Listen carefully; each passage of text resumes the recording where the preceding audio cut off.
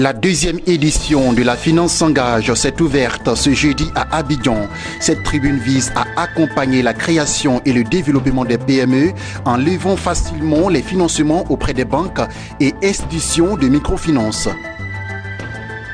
Ils sont 7 lauréats à avoir été distingués lors de la 13e édition du prix ivoirien de la qualité. Un prix qui a pour but d'inciter les entreprises à entreprendre la démarche qualité. Vont échanger sur le thème Petite agro-industrie et promotion de l'entrepreneuriat national afin d'en dégager les solutions. Cela à l'occasion de la 4e édition des Journées de la transformation des produits agricoles ouvertes ce jeudi à Abidjan. Vous suivez le journal des Business 24 Africa. Bonsoir à tous et à toutes. Il s'est ouvert ce jeudi à Abidjan, la 2e édition de la Finance s'engage. Occasion de faire le bilan 2016 et de définir les perspectives pour 2018. Cette tribune de promesses d'investissement a vu également l'engagement des associations de petites et moyennes entreprises à créer les conditions pour permettre à leurs membres de lever facilement les financements auprès des banques et institutions de microfinance. Lawani Babatunde, Richard Akeke et Lignon Gilbert.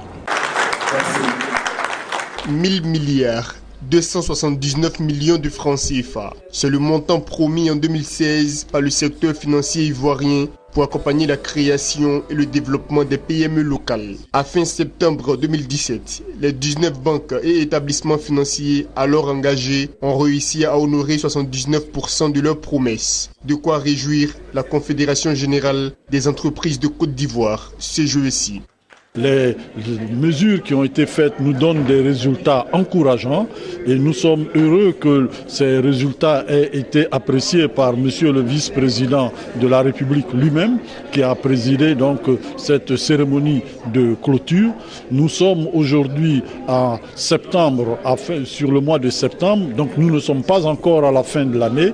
Nous sommes à un taux de réalisation de 79% sur les engagements pris pour l'année 2017. Donc nous avons de forts espoirs de terminer l'année 2017 quasiment à la hauteur des engagements. Nous sommes sûrs de toucher à une solution concrète sur cette problématique de financement et de contribuer ainsi à la consolidation du tissu économique de la Côte d'Ivoire. Au cours de cette 2e édition de la Finance s'engage, le secteur financier ivoirien a réitéré son engouement à être le partenaire de développement des entreprises en Côte d'Ivoire. Aux 19 signataires de l'engagement de 2016 s'ajoutent cette année 14 banques et institutions de microfinance pour tenter de doubler leur enveloppe au profit des PME. Pour 2018, c'est donc d'augmenter, effectivement, donc il y a de nouveaux engagements qui ont été pris par les banques, qui sont beaucoup plus importants, parce que l'un de nos souhaits, c'était également que les banques mettent davantage de ressources à la disposition des PME. Donc les engagements qui ont été donc donnés sont à la hausse, c'est tant mieux. Une augmentation de moins donc 30 à 40%. Donc déjà pour les banques, les 14 banques, les 19 banques pardon, qui sont engagées donc l'année dernière, et avec les nouvelles banques qui sont engagées, on devrait dépasser donc la barre des 3 000 milliards.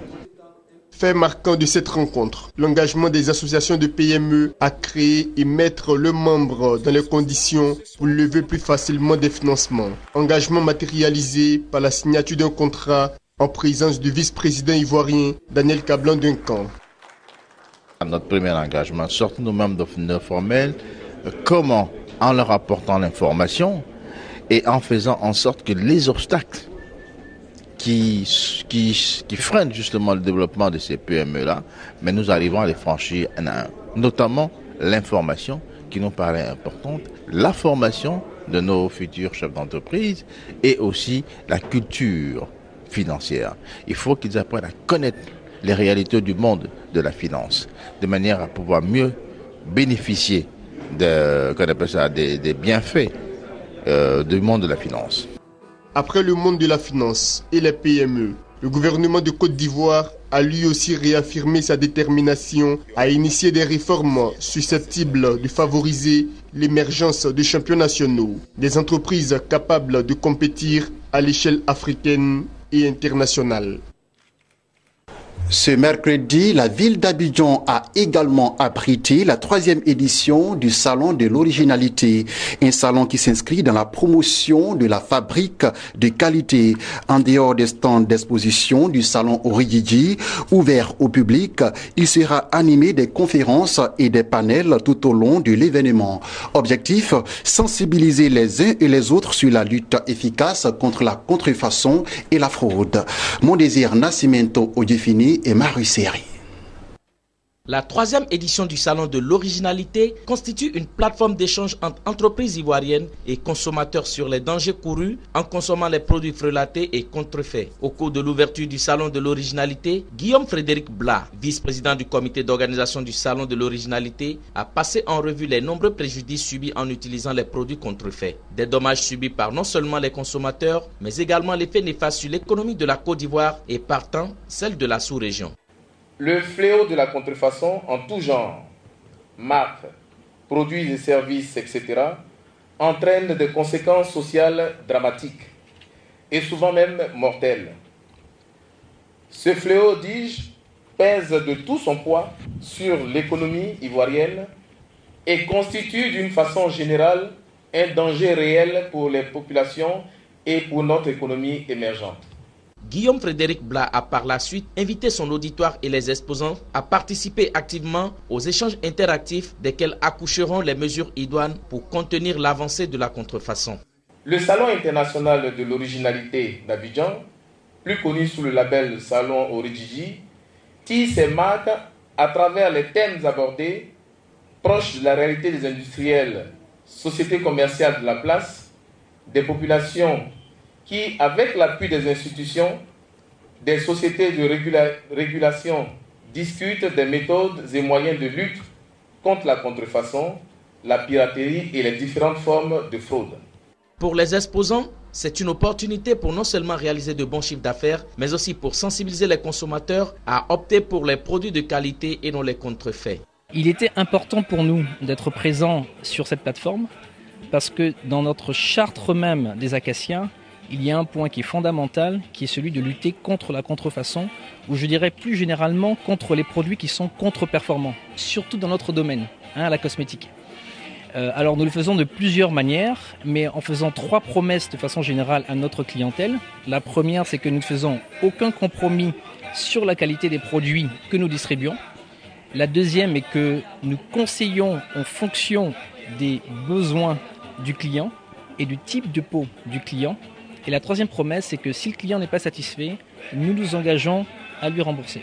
C'est un événement important pour nous, jeunes entreprises ivoiriennes, de montrer que la Côte d'Ivoire est capable de faire preuve d'originalité dans la création de produits aux standards internationaux, avec une touche d'originalité ivoirienne locale. Le salon de l'originalité, encore appelé salon Origigi, se tiendra sur 3 jours. 112 heures donc pour lutter contre la fraude et la contrefaçon, mais aussi pour proposer des mesures et des stratégies pour contenir la piraterie. Les 7 lauréats de la 13e édition du prix ivoirien de la qualité sont connus. Ils ont été retenus à l'issue des concours qui a réuni plusieurs entreprises.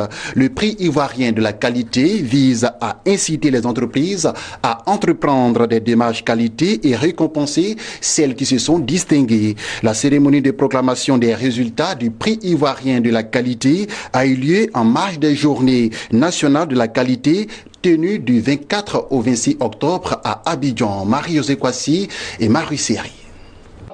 Les lauréats de la 3e édition du prix ivoirien de la qualité sont connus. Au nombre de 7, ils ont été retenus à l'issue d'un concours organisé par la direction de la promotion de la qualité et de la normalisation du ministère de l'Industrie, en abrégé DPQN, qui a réuni une vingtaine d'entreprises.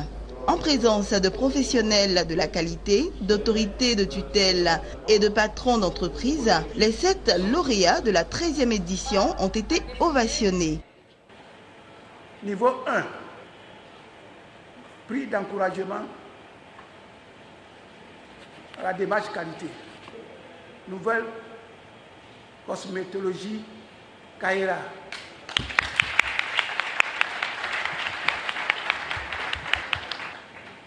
Deuxième prix, du même catégorie, a été attribué à l'entreprise GRT SAL. L'entreprise est là. Nouveau 4 prix d'excellence. Le premier dans cette catégorie, c'est Foscoc International.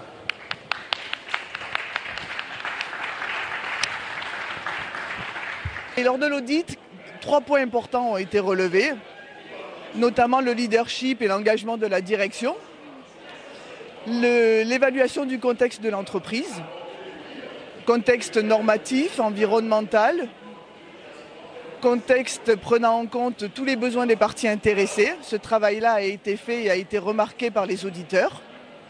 Et enfin, tout le soutien que l'on donne aux populations en construisant des maternités, des écoles, qui a été mis en évidence par les auditeurs également. Nous sommes là il y a plus de 15 ans. Et nous avons eu le souci de normaliser nos activités, fait que nous sommes inscrits au prix ivoirien de la qualité. Et avec à notre grande surprise, nous sommes invités à prendre part à la cérémonie de proclamation des résultats.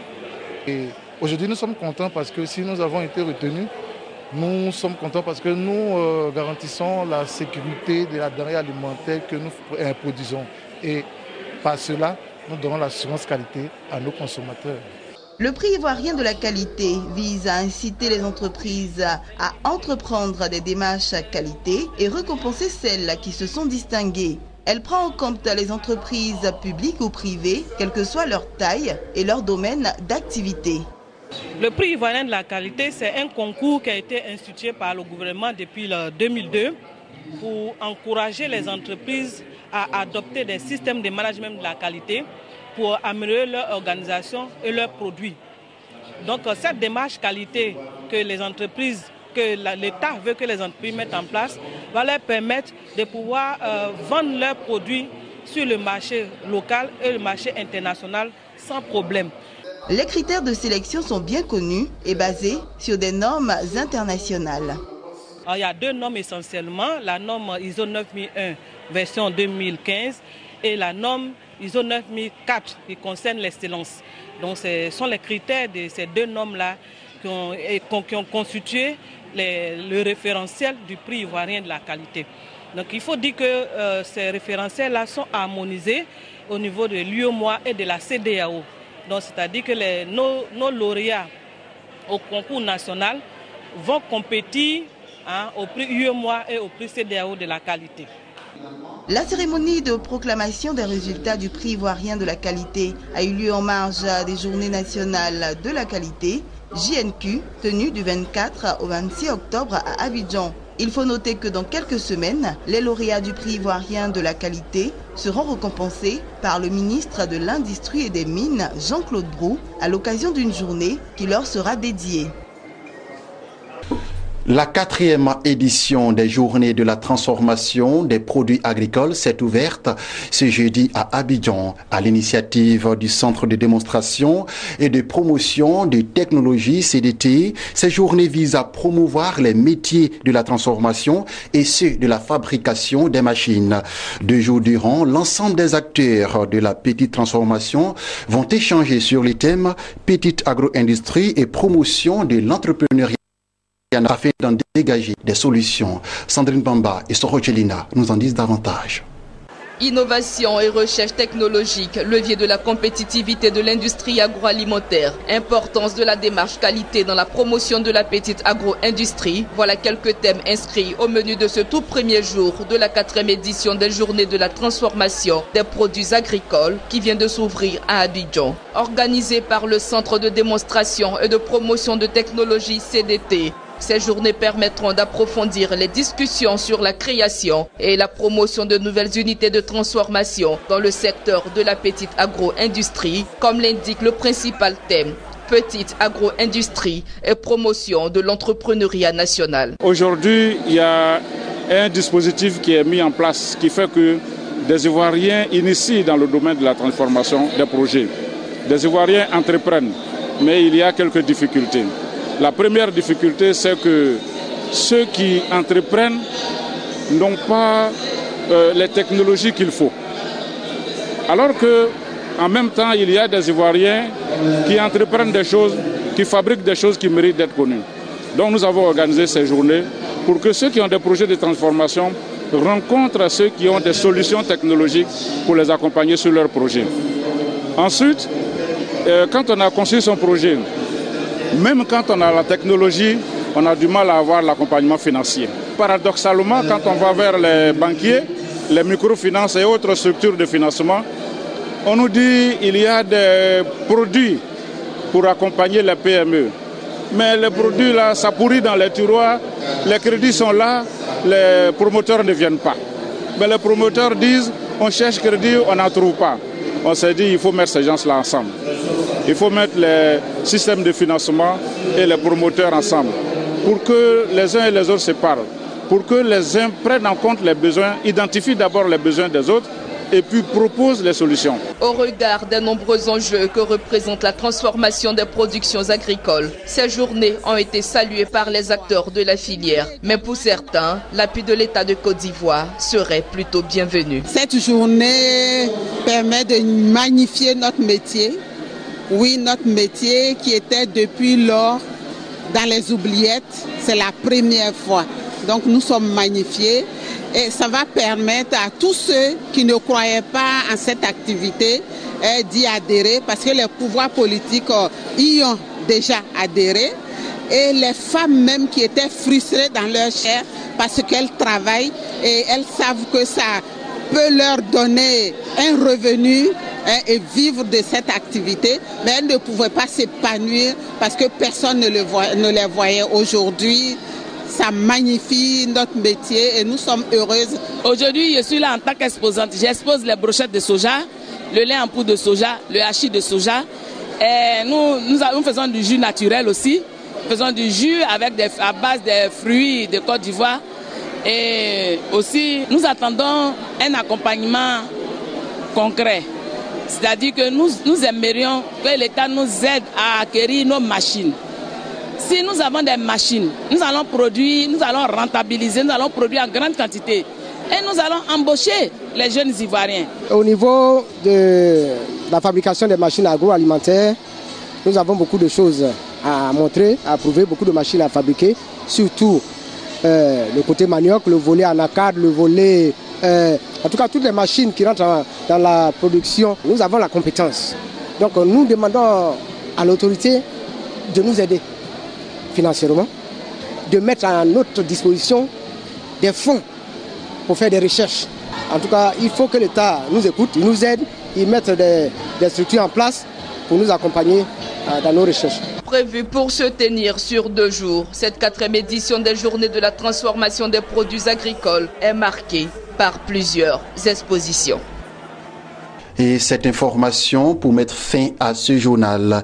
Une nouvelle mission du Fonds monétaire international conduite par Corinne Delichat est au Cameroun depuis le 24 octobre jusqu'au 3 novembre prochain. La mission du Fonds monétaire international va évaluer la mise en œuvre du programme économique triennal Facilité élargie de crédit signé par le Cameroun le 26 juin 2017. Selon le programme de la mission, Corinne Delichat et son équipe vont rencontrer les ministres en charge des finances et de l'économie et les responsables de certaines entreprises publiques. Avec la partie camerounaise, il sera question d'examiner l'exécution budgétaire, c'est-à-dire recettes fiscalo-douanières, salaires, services de la dette, investissements entre juin et septembre 2017. Fin de ce temps d'information. J'ai été très ravi de vous l'avoir présenté. Le JT du vendredi vous sera présenté par Marie-Josée Kwasi. Quant à moi, je vous retrouve pour le JT du week-end. Restez sur la chaîne de l'économie.